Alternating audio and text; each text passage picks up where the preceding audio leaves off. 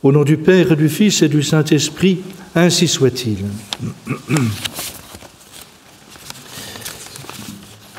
Mes bien chers frères, la Sainte Église nous fait méditer aujourd'hui particulièrement sur le but de notre existence, sur le lieu où nous passerons, s'il plaît à Dieu, notre éternité, à savoir le ciel. Nous avons été créés pour le ciel, pour le bonheur éternel du ciel. Et c'est pour cela que notre divin Sauveur nous rappelle, prépare ses apôtres plus précisément à son prochain départ pour le ciel. Notre Seigneur va bientôt réaliser son ascension au ciel et il prépare ses disciples. Et certains s'interrogent en entendant l'enseignement de notre Seigneur. Vous demandez les uns aux autres ce que j'ai voulu dire par ces paroles. Encore un peu de temps et vous ne me verrez plus, et encore un peu de temps et vous me reverrez. En vérité, je vous le dis, vous pleurerez et vous gémirez, vous, mais le monde, lui, sera dans la joie. Vous serez dans la tristesse, mais votre tristesse se changera en joie. Quand une femme enfante, elle est dans la douleur parce que son heure est venue. Mais après qu'elle a mis au monde un fils, elle ne se souvient plus de ses douleurs dans la joie qu'elle a d'avoir mis un homme au monde. Ainsi, vous êtes maintenant dans la tristesse, mais je vous reverrai, alors votre cœur se réjouira et personne ne vous ravira votre joie. Vous le voyez, mes bien chers frères, notre Seigneur nous annonce donc que nous aurons en effet à pleurer, à nous lamenter, et pendant ce temps, le monde se réjouira. Vous serez dans la tristesse, mais votre tristesse changera en joie. Ces paroles du divin Sauveur s'appliquent également aux différentes interprétations que l'on peut faire de cet enseignement. Et d'abord, bien sûr, il est question de la passion et de la mort de notre Seigneur, et puis de sa résurrection. Le monde, ce sont bien sûr les Juifs, les scribes, les pharisiens, qui se réjouissent d'avoir fait triompher leur haine et leur jalousie en obtenant la mort violente du juste, notre Seigneur, notre divin Sauveur. Et les apôtres, pendant ce temps-là, ayant vu périr leur divin Maître, sont tristes, abattus, désemparés. Et puis, après la résurrection de Jésus, quand il leur apparaît et leur montre ses pieds, ses mains, son côté portant les glorieuses cicatrices de sa passion, quand il leur parle, les instruit, les encourage, mange avec eux, les apôtres se réjouissent et les Juifs s'affligent de voir leurs projets confondus et tous leurs efforts sans résultat, de voir que la proie qu'ils tenaient dans leurs mains leur a échappé. Mais bien, chers frères, il est important de nous arrêter sur cette explication qui nous est donnée par le divin Maître.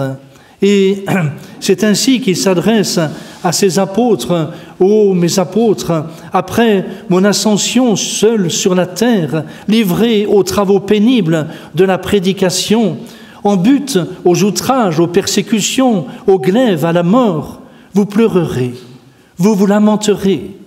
Le monde, au contraire, se réjouira du mal qu'il croira vous faire. Il triomphera de vos larmes, de vos tourments, de votre sang versé. Il se figurera bien souvent vous avoir exterminé à jamais. Il dressera des monuments pour attester solennellement votre ruine. Attendez, prenez patience. À la fin de ce siècle, je viendrai, je vous délivrerai, et vous viendrez à ma suite, et vous monterez au ciel pour y partager avec moi le bonheur de l'éternité. Voilà ce que notre divin Sauveur nous annonce.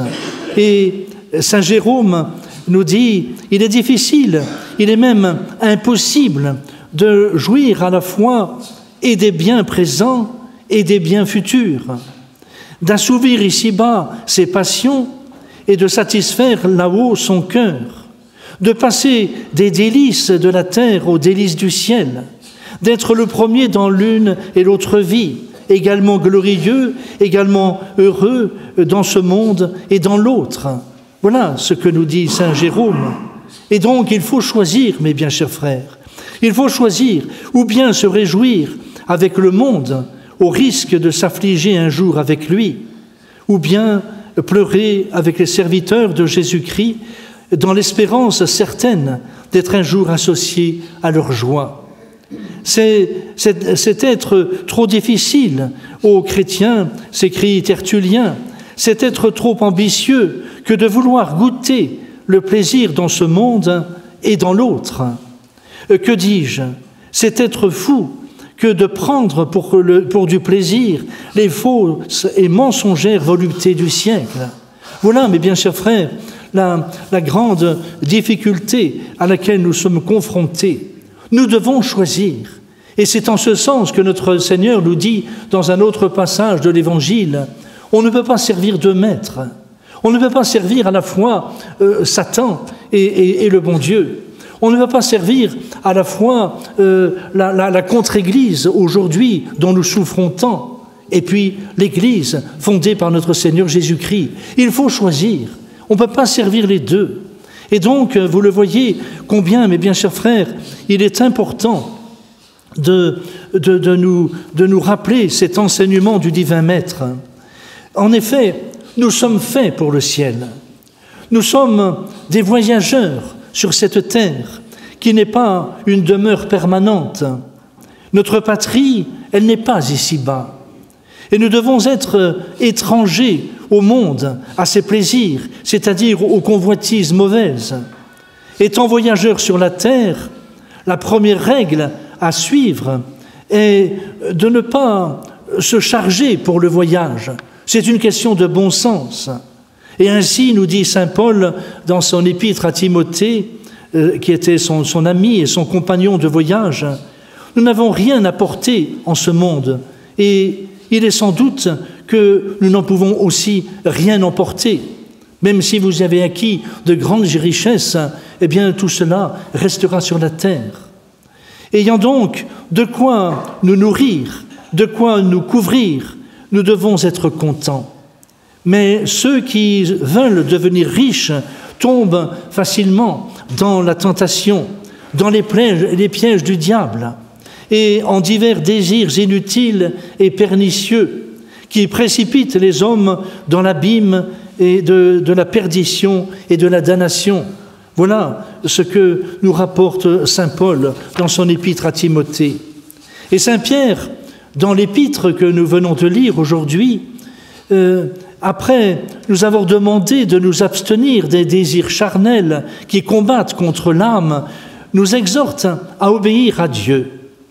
Obéir à Dieu, c'est être libre.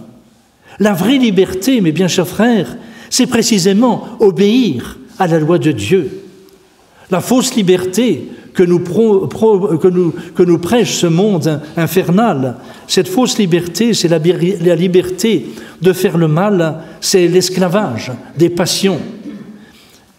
Il nous faut donc travailler à remporter le prix de la vie éternelle à laquelle nous avons été appelés. Mais bien chers frères, personne ne doit manquer de penser à celui qui nous attend là-haut.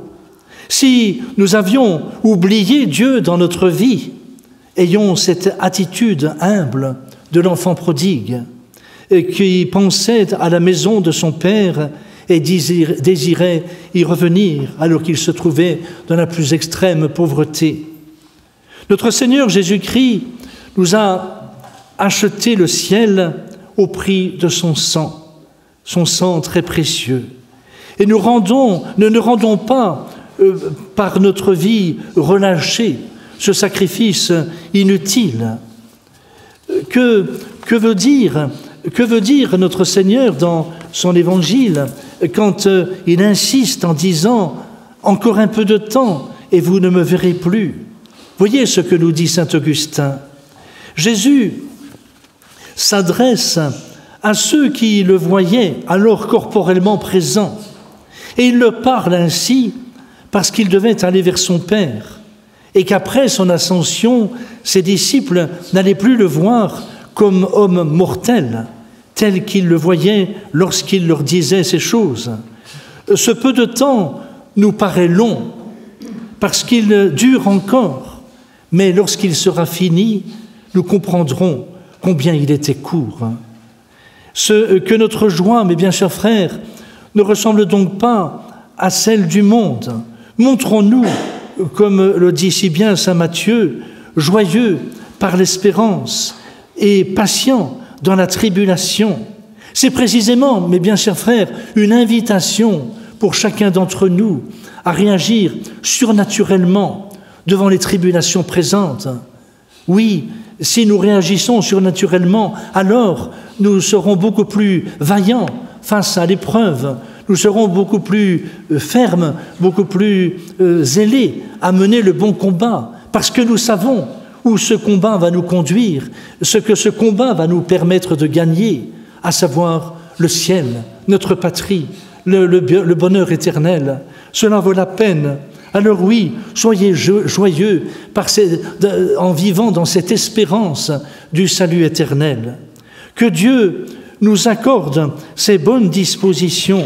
Nous ne devons avoir qu'une seule pensée, une seule aspiration dans cette vallée de larmes, celle d'avancer sur la route de notre demeure céleste pour nous réjouir à jamais devant le Père. Demandons à la très sainte Vierge Marie, cette Mère bénie, demandons-lui la grâce des grâces, la grâce de la persévérance finale. Non seulement nous devons combattre, non seulement nous devons être des âmes de prière, des âmes de sacrifice, des soldats du Christ, mais il faut persévérer. Eh bien, nous allons demander cette grande grâce au cours du saint sacrifice de la messe, la grâce de la persévérance finale pour un jour, s'il plaît à Dieu, partager la gloire de ses amis, la gloire des élus dans l'éternité bienheureuse. Au nom du Père et du Fils et du Saint-Esprit, ainsi soit-il.